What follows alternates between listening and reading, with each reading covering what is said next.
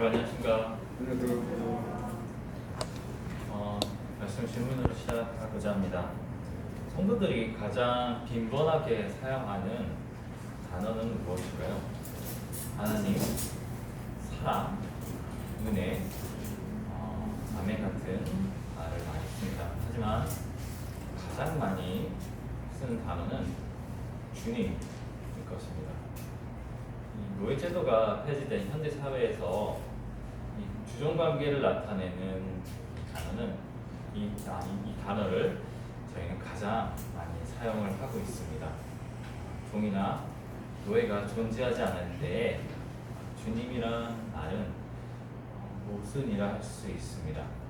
그리고 주님이라 할 때 우리는 진심일까요?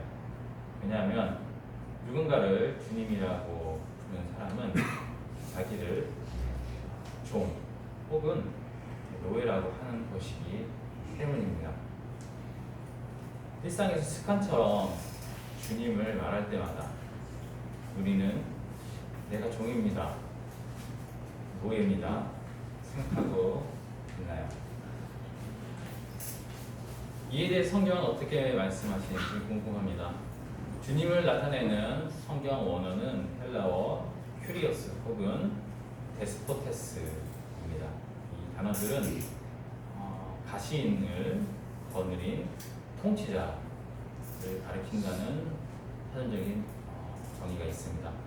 즉 한 사람에게 모든 권한을 가지고 있는 노예, 주인을 가리키는 성경 단어입니다. 너희는 나를 불러 주여 주여 하면서도 어찌하여 내가 말하는 것은 행하지 않느냐라는 누가복음 6장 46절의 말씀에서 사용된 주는 바로 데스포테스가 사용이 되었습니다. 우리말로 우리가 하나님을 주님이라고 할 때 원어적인 뜻은 한 사람에 대해서 100% 권한을 가지고 있는 노예 주인을 뜻하는 것입니다. 하지만 현대 사회의 노예는 나쁜 의미만이 남아 있습니다.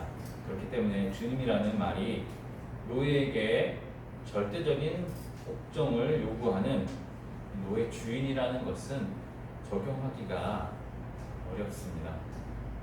그렇다면 이 주님이라는 말은 시대에 뒤떨어진 단어라고 해야 할까요? 아니면 하나님은 주인이시오, 또 우리는 종과 노예라는 것은 시대를 초월한 하나님의 뜻일까요? 이 질문에 대해서 예수님과 제자들이 대화를 하는 말씀을 살펴보겠습니다. 오늘 본문 말씀 마가복음 8장 27절에서 37절입니다. 마가복음 8장 27절부터 37절까지 두 구절씩 공독하도록 하겠습니다.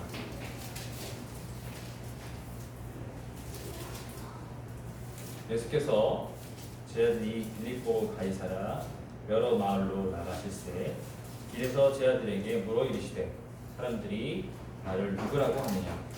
제자들이 여짜와 이르되 세례 요한이라 하고 더러는 엘리야, 더러는 선지자 중에 하나이다. 또 물으시되 너희는 나를 누구라 하느냐? 베드로가 대답하되 그는 그리스도이다. 이에 자기 이름을 아무에게도 말하지 말라 하시고 인자가 많은 고난을 받고 장로들과 대제사장들과 서기관들에게 버림받아 죽임을 당하고 사흘 만에 살아나야 할 것을 비로소 그들에게 가르치시되 드러내놓고 이 말씀을 하시니 베드로가 예수를 붙들고 항변하매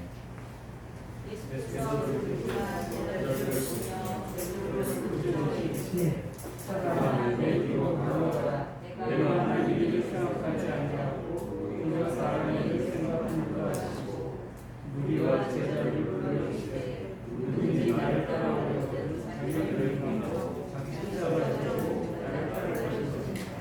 성세구절부터 37절 세 구절 제가 읽겠습니다. 누구든지 자기 목숨을 구원하고자 하면 잃을 것이요 누구든지 나와 복음을 위하여 자기 목숨을 잃으면 구원하리라. 사람이 만일 온 천하를 얻고도 자기 목숨을 잃으면 무엇이 유익하리요? 사람이 무엇을 주고 자기 목숨과 바꾸겠느냐? 아멘. 이 본문과 설교의 중심은 한 가지입니다. 예수님은 누구신가? 예수께서 제자들에게 사람들이 나를 누구냐라고 물으십니다. 제자들이 답합니다. 침례 요한, 엘리야, 더러는 선지자 중에 하나입니다. 정답입니까? 예수께서 또 물으시죠. 너희는 나를 누구라 하느냐? 수제자인 베드로가 대답합니다. 주는 그리스도시니이다. 정답입니다.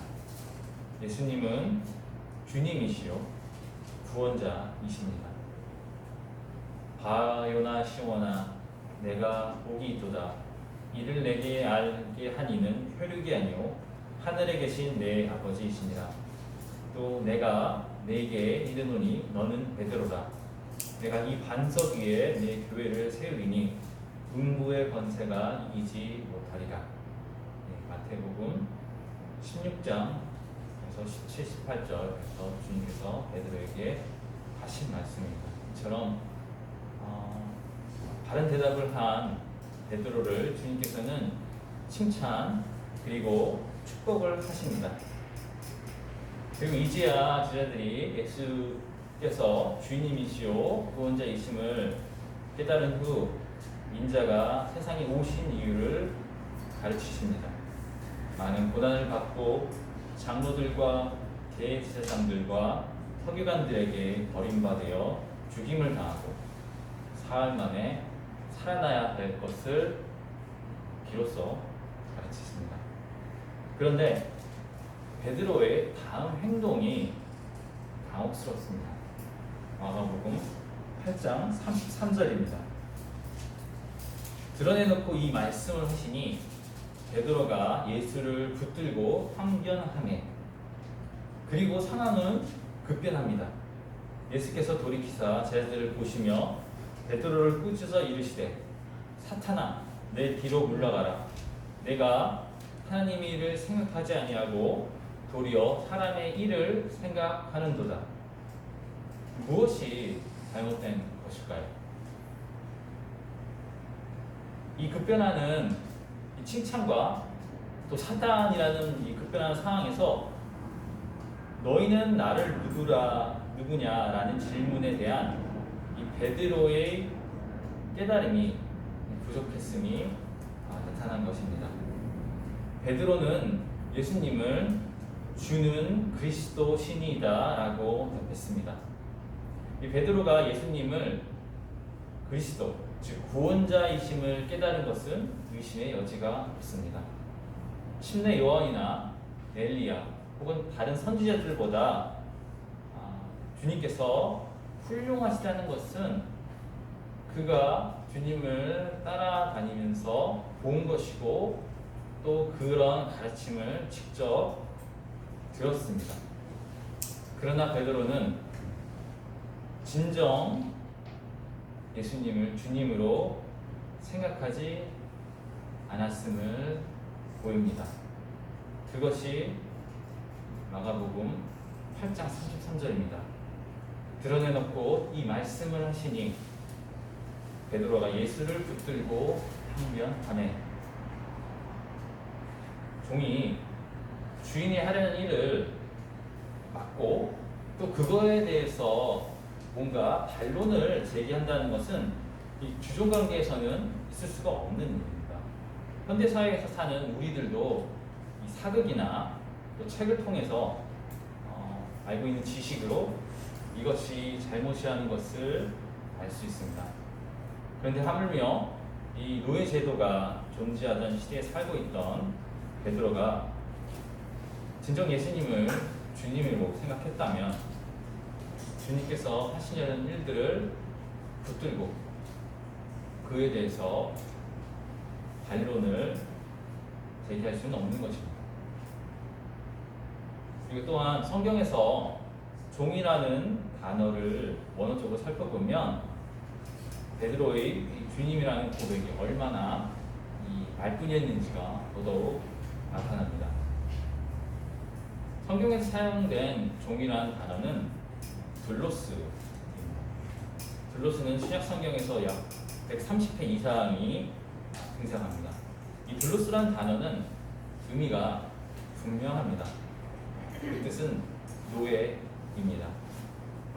헬라 시대에 주인이 마음대로 할 수 있는, 저희가 아는 바로 그 노예를 뜻합니다.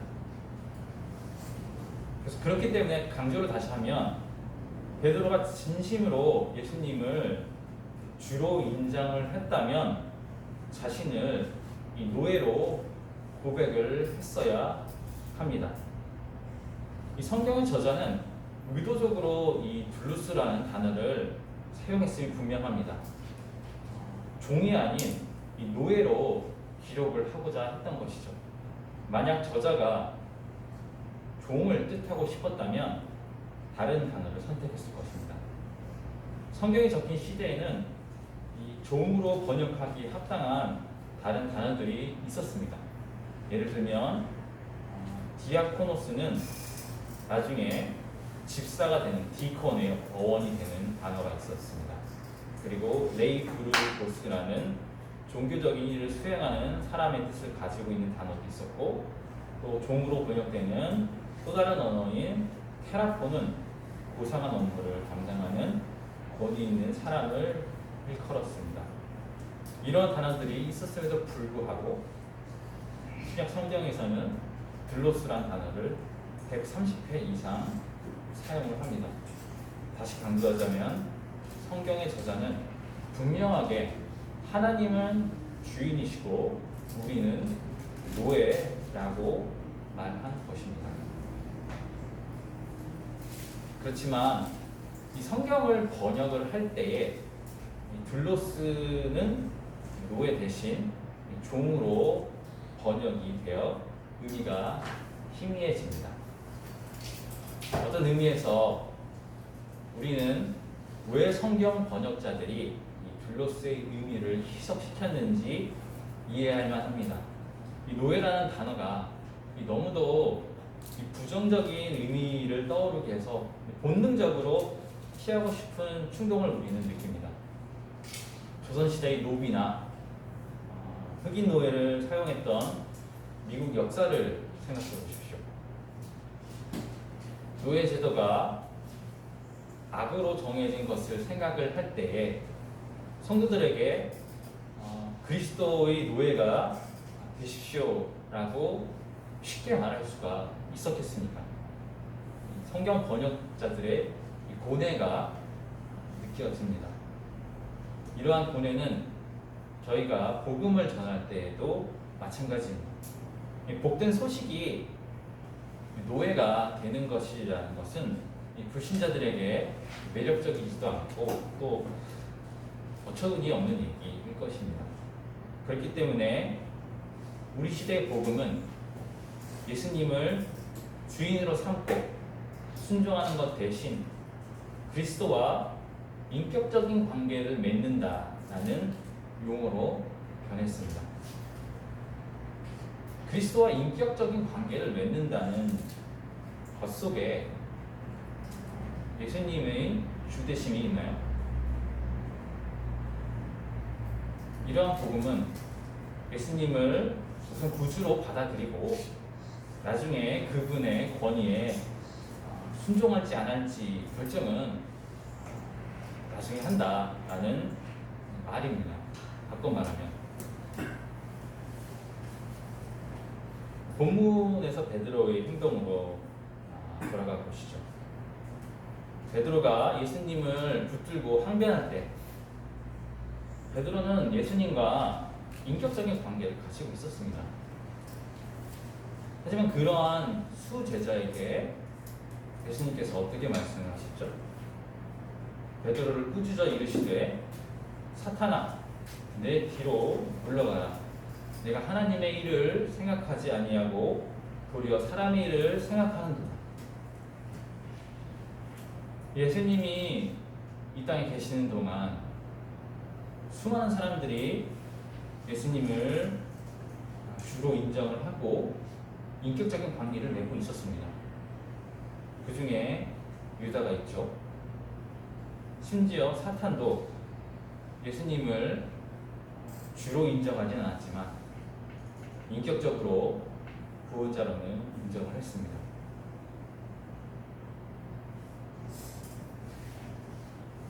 그렇기 때문에 정확히 말하자면 복음은 주종 관계로의 부르심입니다. 다른 표현으로 복음은 우리가 예수님의 노예가 되는 것입니다. 사실 성경이 강조하고 있는 복음의 특징들은 이 노예의 기본적인 면들과 일치하는 것이 많이 있습니다. 7가지 정도를 뽑아보았는데요.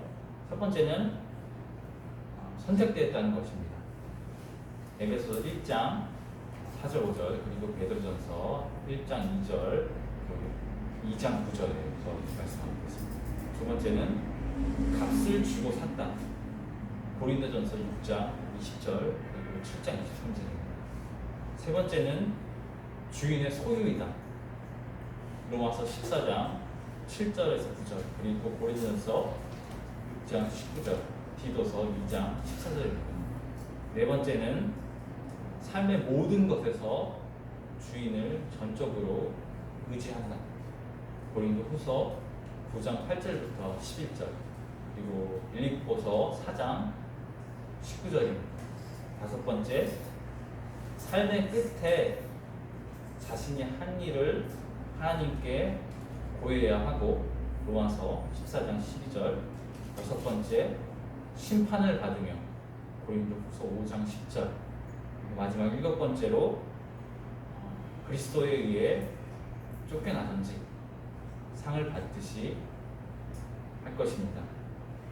이 모든 것들이 복음의 요소들이며 또한 이 노예의 요소들입니다. 그렇다면 예수께서 우리를 노예로 부르신 목적은 무엇일까요? 자치를 위해 부르신 것은 아니실 텐데 말입니다. 우리를 노예로 택하신 이유를 설명하는 대표적인 구절은 요한복음 15장 14절부터 16절입니다. 요한복음 15장 14절부터 16절 다 같이 읽어보겠습니다.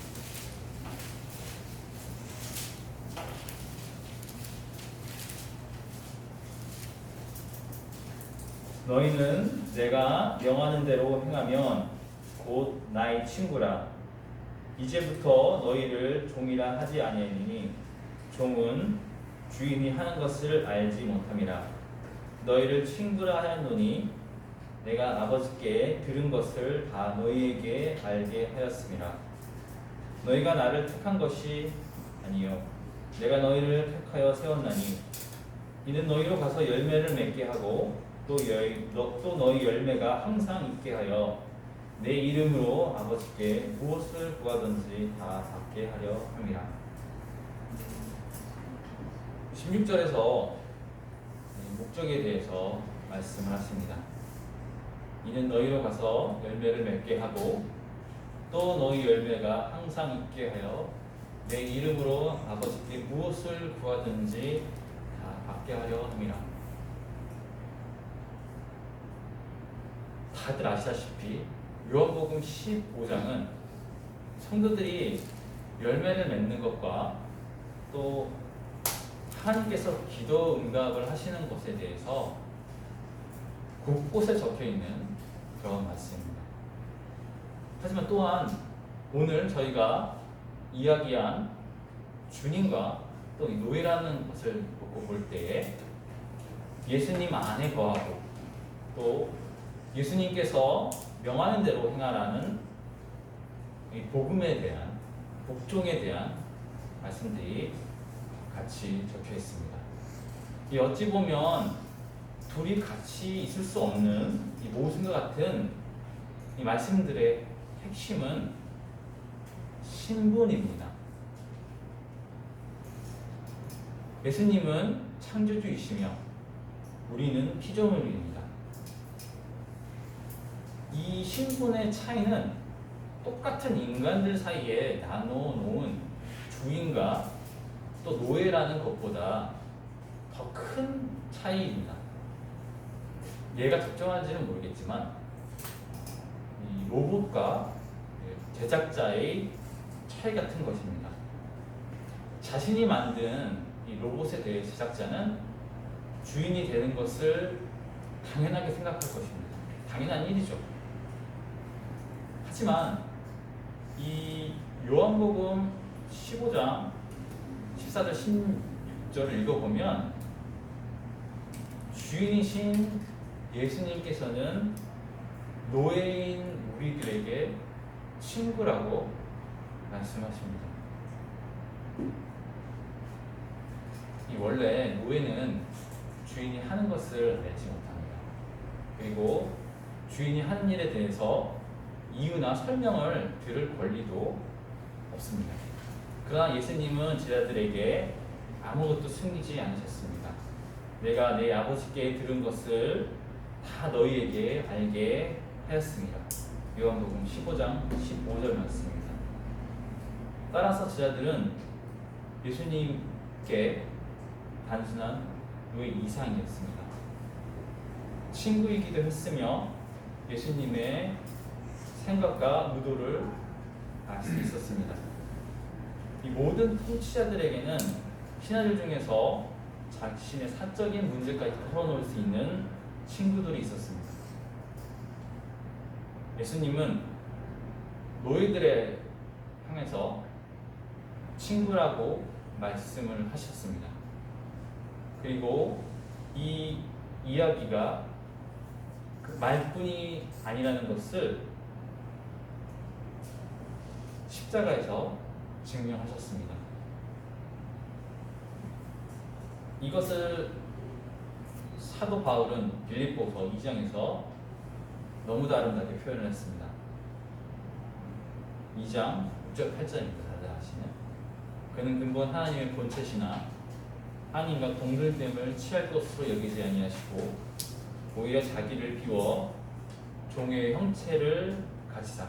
아마 원어적으로는 노예의 형체를 가지사라는 것이 알맞은 번역일 것입니다. 사람과 같이 되셨고 사람은 모양으로 나타나 자기를 낮추시고 죽기까지 복종하셨으니 곧 십자가에 죽으심이라. 빌립보서 2장 6절 8절 말씀입니다. 이 노예로서 복종하는 것은 우리 구주시오 주님이신 예수께서 먼저 가신 길입니다. 주님은 근본 하나님의 본체시나 종의 형체를 입고 죽기까지 복종하셨습니다. 그리고 복종의 목적, 여러분 15장에서 저희가 살펴본 그 열매 맺는 것, 그 기도 응답 받는 것을 또한 주님의 삶으로 보여주셨습니다. 동일한 빌립보서 2장 말씀입니다. 이러므로 하나님이 그를 지극히 높여 모든 이름 위에 뛰어난 이름을 주사 하늘에 있는 자들과 땅에 있는 자들과 땅 아래에 있는 자들로 모든 무릎을 예수의 이름 앞에 꿇게 하시고 모든 입으로 예수 그리스도를 주라 시인하여 하나님 아버지께 영광을 돌리게 하셨느니라. 예수님께서 구원자이심을 알았지만 주님으로 모시지 않은 베드로는 그에 어떻게 행동을 하죠? 예수님을 3번 부인합니다. 마치 유다가 은하 30세겔에 예수님을 팔았던 것처럼. 그러나 유다와 베드로는 다른 점이 있습니다. 베드로는 그 후에 부활하신 주님을 만납니다. 그리고 그리고 주님께서 베드로에게 세 번 물으십니다. 내가 나를 사랑하느냐? 이때 베드로가 예수님을 다시 주님으로 고백합니다. 주님, 모든 것을 아시오매 내가 주님을 사랑하는 줄을 주께서 아시나이다. 요한복음 21장 17절입니다. 이때 베드로는 진심이었습니다. 예수님은 주인이셨고 베드로는 노예였습니다. 그러나 친구이자 노예인 그러자 친구이자 노예인 베드로에게 주께서 말씀하십니다. 내 양을 먹이라. 내가 진실로 진실로 내가 이르니 내가 젊어서는 스스로 띠띠고 원하는 곳을 다녔거니와 늙어서는 내 팔을 벌리리니 남이 내게 띠띠우고 원하지 아니하는 곳으로 데려가리라. 요한복음 21장 17절 18절 말씀입니다. 그 말씀처럼 베드로는 사도가 됩니다. 이 모든 사람이 반대를 할 때에 오직 하나님의 뜻만 바라보고 이방인에게 복음을 전합니다. 그리고 고넬료에게 이방인에게 성령이 임합니다. 또한 전승에 의하면 사도 베드로는 십자가에 거꾸로 매달려 순교를 합니다. 예수님께서 말씀하신 것처럼 말입니다. 네, 말씀을 마무리하겠습니다. 예수님께서 전하신 복음, 죄인들에게 자신을 부인하고 주님이 되는 것이 주께서 전하신 복음입니다. 예수님을 주님이며 구원자로 고백할 때 우리는 자동적으로 그분의 노예라고 고백을 하는 것입니다. 이것을 달리 표현한 방법은 없습니다. 예수님을 존경하고 섬김을 할 준비가 되어 있지 않은 사람들에게 이 노예가 되는 것이 복음이라는 것을 더 매력적으로 들리게 하는 방법은 없습니다. 많은 사람들이 예수님을 믿은 후에도 변화가 없습니다. 과연 이러한 사람들이 그리스도인일까요? 구분하기 어렵습니다. 본문에서 오늘 마가복음 8장 말씀을 보게 되면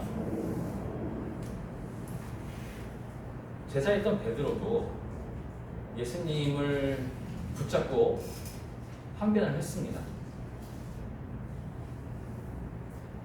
하지만 그 후에 베드로는 사람들 앞에서 예수님을 3번 부인을 하죠. 그리고 우리는 삶의 변화가 없는 사람들이 주님을 부인하는 것을 봅니다. 그럼에도 이 사람들은 예수님을 믿어야 하는 것일까요? 한 가지 분명한 것은 예수님이 그런 상태에 만족하지 않으신다는 것입니다. 본문에서는 베드로를 꾸짖으셨고 그리고 3번 주님을 부인한 베드로를 찾아가셨습니다. 그리고 물으십니다.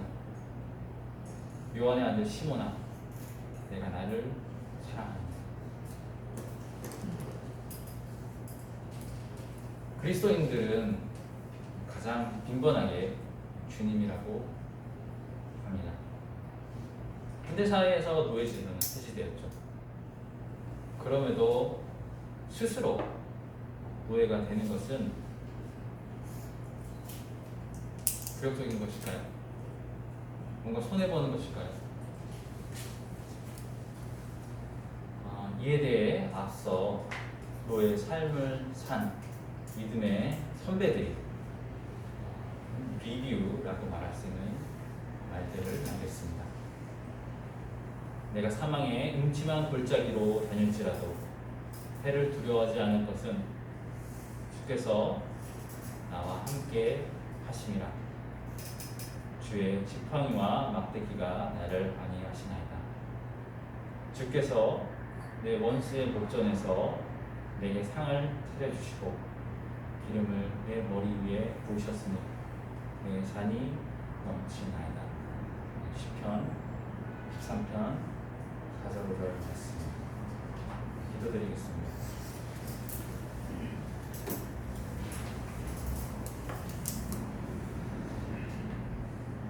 주님, 그 어느 때보다도 제가 드린 이 고백이 새롭게 다가옴을 말씀을 드립니다. 저희가 그동안 주님을 어떻게 생각하는지 주께서 깨닫게 하시고 앞으로는 어떻게 주님을 대해야 되는지, 저희가 어떤 자들인지 알게 하심에 감사를 드립니다. 참으로 신기하게도 주님 안에서 가장 낮은 곳에 있을 때 저희가 마땅히 있어야 할 자리라는 것을 느낄 수가 있습니다. 그리고 그 자리에 있을 때 저희가 가장 만족을 합니다. 오늘 말씀을 통하여서 사람들 중에서 가장 낮은 노예인 것을 저희에게 말씀을 하셨습니다. 이것들을 마음으로 진정으로 받아들이는 주님의 성도들에게 주께서 또한 무언가를 통해서 약속하신, 또 말씀하신 그 열매 맺음과 또 기도 응답을 맛보게 하여 주시옵소서. 주님의 선하심을 맛보아 저희가 또한 저희를 노예로 부르신 그 주님을 찬양하고 많은 사람 앞에서 또 고백할 수 있는 그러한 주님의 신실한 노예들이 될 수 있기를 소망을 합니다. 주께서 다시 오셨을 때 저희로 하여금 부끄러움 없게 하시고 믿음의 경주를 마침으로 오히려 주인 앞에 칭찬받는 그러한 노예들이 될 수 있기를 저희 지혜를 베풀어 주시옵소서. 이 자리에 있는 모든 주님께 속한 자들을 주님의 손에 의탁을 드리며 경계하신 주 예수 그리스도의 이름으로 기도드렸습니다. 아멘.